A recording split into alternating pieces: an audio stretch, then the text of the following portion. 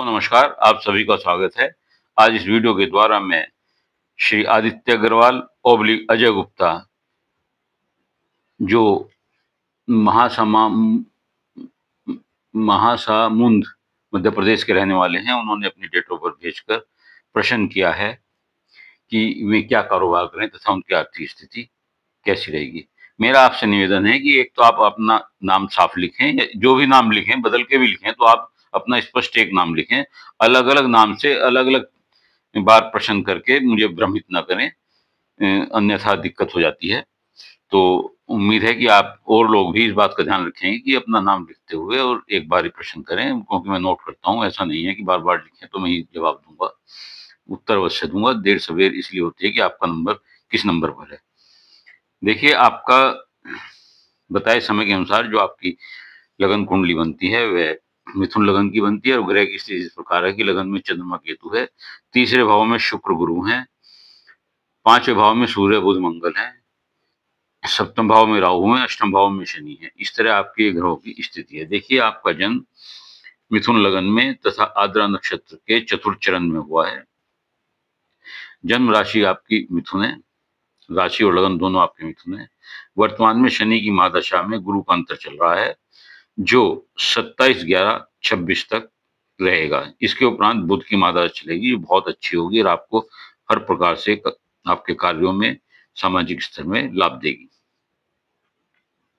देखिए, आपकी कुंडली में चंद्र लगन में चंद्रमा और केतु बैठे हुए हैं, जो ग्रहण दोष बना रहे हैं। ये अच्छा योग नहीं होता है। हालांकि लगन में चंद्रमा द्वितीय भाव का स्वामी होकर बैठा है, अच्छा होता है, लेकिन केतु के साथ ये ग्रहण दोष बनाता है। आप इसके लिए केतु के लिए गणपति जी की पूजा करें और शिव जी पर दूध चढ़ाएं, तो आपके इस दोष का निवारण होगा। जो विधान है कार्यों में आपके, वो दूर होंगे। अब आप देखिए कि आपका जो तीसरा भाव में शुक्र और गुरु हैं, और पंचम भाव में सूर्य बुध मंगल है। सूर्य और बुध उदय योग बना रहे हैं, और शुक्र और गुरु गजलक्ष्मी योग बना रहे हैं। धन के लिए बहुत अच्छा है, और यहाँ बैठकर ये दोनों ग्रह भाग्य स्थान को देख रहे हैं। इसके अलावा आप ये देखिए कि तीसरे भाव का स्वामी सूर्य मूल त्रिकोण पंचम में है, और पंचम भाव का स्वामी जो तुला राशि है उसका स्वामी शुक्र, वो सूर्य घर में है। अनन्य ग्रह परिवर्तन योग है, ये भी बहुत अच्छा योग है। मंगल यहाँ बैठ करके सप्तम दृष्टि से अपने घर को, आय के भाव को देख रहे हैं, अष्टम से विदेश भाव को देख रहे हैं। राहु यहाँ बैठ करके आपको व्यापार में लाभ देते हैं, साझे में लाभ देते हैं, लेकिन विवाह में कुछ विलंब देते हैं। लेकिन यहाँ राहु बैठ करके साझेदार से बेईमानी करने की टेंडेंसी भी देते हैं, उससे बचें तो व्यापार सही चलेगा। शनि यहाँ बैठ करके जो भाग्येश हैं, वो अष्टम में आ गए हैं, अपने घर के हैं, लेकिन यहाँ बैठ करके वे अचानक धन लाभ देते हैं, कभी कभी नुकसान भी देते हैं, विरासत और वत्सत से वो संपत्ति देते हैं। यहाँ शनि की तीसरी क्रूर दृष्टि आपके कार्य दशम भाव पर है, जो आपके कारोबार से संबंधित है। तो ऐसी स्थिति में शनि का उपाय करें। शनिवार को पीपल के पेड़ पर सूर्यास्त के बाद तेल का दीपक जलाएं, तो लाभ होगा। व्यवधानों में जो चल रही हैं दिक्कतें, वो कम आएंगी। अब आप ये देखिए कि आपकी कुंडली में पंचम भाव में मूल त्रिकोण बड़ा इंपॉर्टेंट भाव होता है। इसमें जो ग्रह बैठे हुए हैं, एक तो सूर्य बुध बुधाते हुए बना रहा है, और बुध जो है लग्नेश होकर के और सुखेश होकर के यहाँ बैठा हुआ है पंचम भाव में, बहुत अच्छा होता है, और यहाँ से आय के भाव को देख रहा है।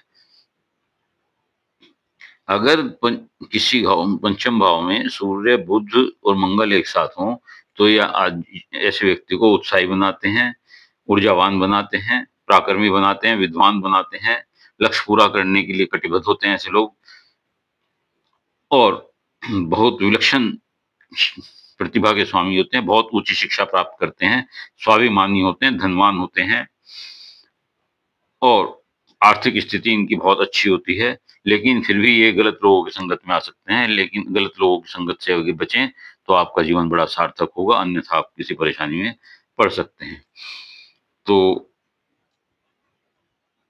अब आपका स्थिति ये है कि एक चीज, आर्थिक स्थिति की जो बात कर रहे थे, ग्रहों की स्थिति इस प्रकार है कि आपको जीवन में कभी कोई धन का भाव नहीं होगा, आप अबोव स्टेटस से आप जीवन जिएंगे।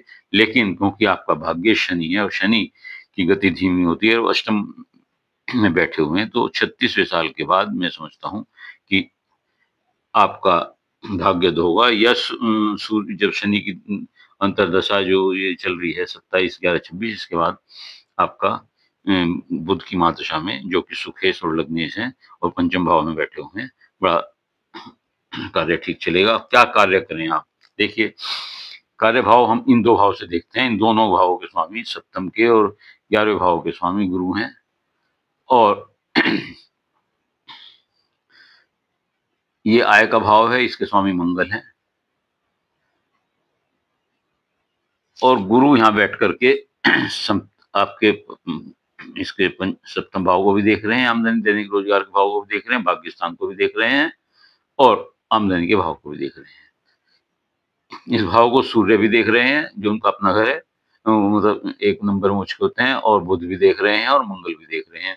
तो ऐसी स्थिति में आप कानून से संबंधित कोई कार्य, वकालत से संबंधित कार्य कर सकते हैं, लॉ से संबंधित कोई कार्य कर सकते हैं, पब्लिकेशन का कार्य कर सकते हैं आप, और कॉन्ट्रैक्टरशिप कर सकते हैं, कंप्यूटर से संबंधित टेक्नोलॉजी, लेटेस्ट टेक्नोलॉजी से संबंधित कोई कार्य कर सकते हैं, रियल एस्टेट है, पेपर है, वुडन वर्क है, ये सब आप देख सकते हैं। इसके अलावा आप पॉलिटिक्स में बहुत सफल हो सकते हैं। तो ऐसी स्थिति में शिक्षा से संबंधित कोई कार्य कर सकते हैं। और विदेश योग, शनि यहाँ बैठकर विदेश योग बनाते हैं, मंगल विदेश योग बनाते हैं, गुरु विदेश योग बनाते हैं। तो ऐसी स्थिति में ऐसा स्पष्ट लगता है कि आप का संबंध विदेश से रहेगा, शुक्र भी विदेश में आपको भ्रमण करा रहे हैं। तो ऐसी स्थिति में लगता है कि आप 36 साल के बाद कोई ऐसा कार्य करेंगे जो विदेश से संबंधित हो, या आय आय विदेश से संबंधित जुड़े, अथवा कोई एक्सपोर्ट इंपोर्ट का काम हो सकता है। तो मैं समझता हूँ कि आप धनवान रहेंगे, और इन क्षेत्रों में अगर कोई कार्य आप करना चाहेंगे तो आप सफल होने की संभावना है।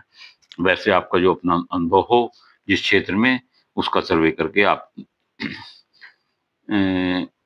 अपना कोई कार्य कर सकते हैं। उम्मीद है आपको ये वीडियो पसंद आई होगी, और यदि ये वीडियो आपको अच्छी लगी हो तो इसे लाइक करिएगा, शेयर करिएगा, कमेंट्स बॉक्स में जाकर अपने विचार लिखिएगा। इसके अलावा यदि किसी और का कोई प्रश्न हो तो वह अपनी डिटेल भेजते हुए और मेरे चैनल को सब्सक्राइब करते हुए अपना एक प्रश्न भेज सकता है, उत्तर उससे दूंगा। उत्तर के लिए धैर्य से इंतजार करें। धन्यवाद।